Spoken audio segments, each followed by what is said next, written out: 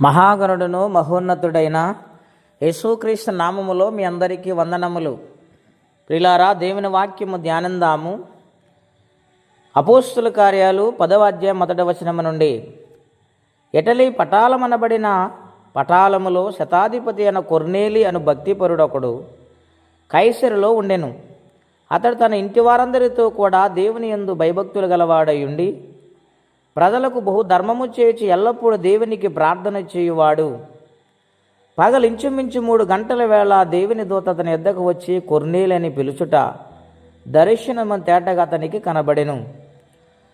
ప్రియాతిప్రియమైన దేవుని బిడ్డలారా, పరిశుద్ధాత్మ దేవుడు ఈ ఉదయకాల సమయంలో మనందరితో మాట్లాడునుగాక. ఈ అపోస్తుల కార్యాలు 10వ అధ్యాయములో కొర్నేలి అని ఒక అన్యుడు ఉన్నాడు. స్వార్థ చేత పట్టబడి దేవుని వాక్యమును విని తన జీవితాన్ని మార్చుకున్నాడు. ఏది సత్యమో ఏది అసత్యమో గ్రహించాడు. ఆ యొక్క ప్రార్థనా జీవితం ఆయన కలిగి ఉండి ప్రతినిత్యము కూడా ఒక సమయాన్ని ఏర్పాటు చేసుకొని పగలు 3 గంటలకు ప్రతినిత్యము ప్రార్థన తన కుటుంబంతో కలిసి ప్రార్థిస్తూ ఉన్నాడు దేవునికి. ఆయనలో ఉన్న గుణలక్షణాలు బహు ధర్మములు చేయవాడు, ధర్మకార్యములందు ఆసక్తి కలిగిన వాడై ఉన్నాడు. అంటే తన మనస్సు ఎంత ప్రేమగలదో దీన్ని బట్టి మనం అర్థం చేసుకోగలుగుతాం. తర్వాత ఆయనలో ఉన్న గొప్ప లక్షణం ప్రార్థన.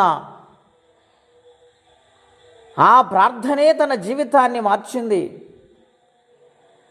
ప్రతినిత్యము 3 గంటల సమయంలో కుటుంబమందరూ ఏకముగా కూడి ప్రార్థిస్తూ ఉన్నారు.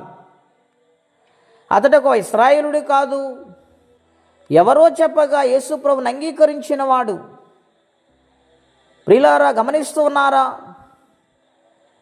సత్యము వైపు తన జీవితాన్ని సమర్పించుకున్నాడు గనుక 3 గంటల సమయములో దైవ దర్శనమును చూశాడు.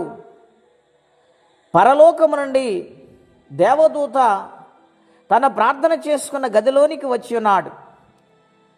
ఆ దర్శనము చూస్తూ ఉన్న కళ్ళు తెరిచి దూతను చూసి ఆయన కలవరపడ్డాడు, కంగారు పడ్డాడు. ఆ దూత అంటున్నాడు, భయపడవద్దు కొర్నేలి, నీ ప్రార్థనలు నీ ధర్మకార్యాలు దేవుని యొద్దకు చేరాయి. అయితే నువ్వు చేయవలసింది ఇంకొక పని ఉన్నది. దగ్గరలో ఎప్పేకులో సీమోను ఇంట ఒక చర్మకారుని ఇంట పేతురున్నాడు. ఆయన గొప్ప దైవజనుడు. ఆయనను తీసుకుని వచ్చి వాక్యమును విన్నప్పుడు అనేక సంగతులు నీకు బోధిస్తాడని దేవదూత చెప్పి వెళ్ళిపోయాడు. ప్రియమైన దేవుని వెంటనే ఆయన తన పనివారిని పిలిచి దైవజనుడను తీసుకుని వచ్చేటకు పంపించాడు. దైవజనుడు వచ్చాడు. ఇంటికి రావటం ఎంతో మంచిదని ఆనందించారు. అనేక సంగతులు బోధిస్తూ ఉండగా పరిశుద్ధాత్మతో నింపబడ్డారు. దైవజనుడు వచ్చినప్పటికీ బంధువులను పిలుచుకున్నాడు, ఇరుగు పొరుగు వారిని పిలుచుకున్నాడు, తన స్నేహితులను పిలుచుకున్నాడు. ఎంతో ఆనందముగా ఎదురు చూస్తుండగా దైవజనుడి ఇంటికి వస్తూ ఉండగా అందరూ ఆనందభరితులయ్యారు.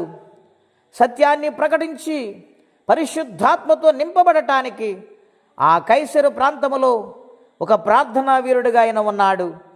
ఈ యొక్క ఉదయకాల సమయంలో మన జీవితాల్లో కూడా దేవుని అంగీకరించిన తరువాత అటువంటి కార్యములు మనం కలిగి ఉన్నామా? పరలోకము నుండే దేవదూత దిగివచ్చాడంటే దేవుడు ఎంత ఇష్టపడ్డాడు, ఆయన ఎంత ప్రేమించాడు. అన్యుడు ధన్యుడయ్యాడు.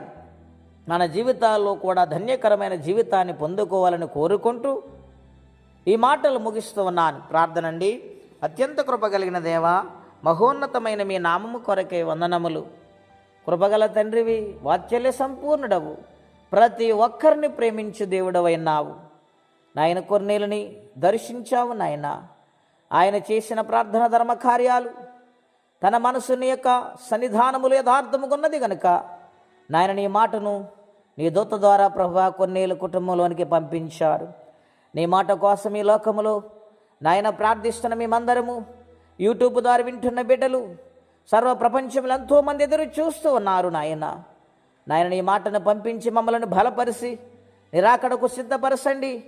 నాయన యందు భయభక్తులు కలిగి బ్రతుకు వారికి నీ ఆత్మతో నింపండి.